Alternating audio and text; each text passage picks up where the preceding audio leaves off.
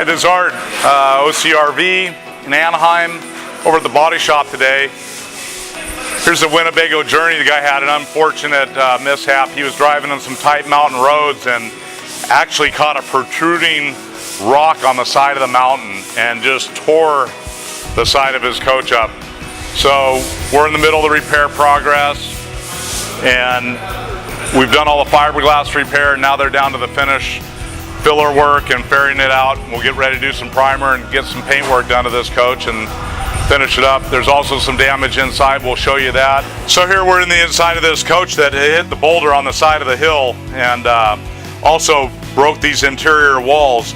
So we just want to show you guys what happens in this type of accident, where it's disrupted the cabinets, broken the interior wall, and also back in the bathroom, which we'll show you a little bit of that. So the customer's actually going to opt for some upgrades while the coach is in here getting this damage fixed. We're going to upgrade the window surrounds and some MCD shades and some carpet and TVs. And so if you have any problems or damage on your RV, we're here to help. Give us a call.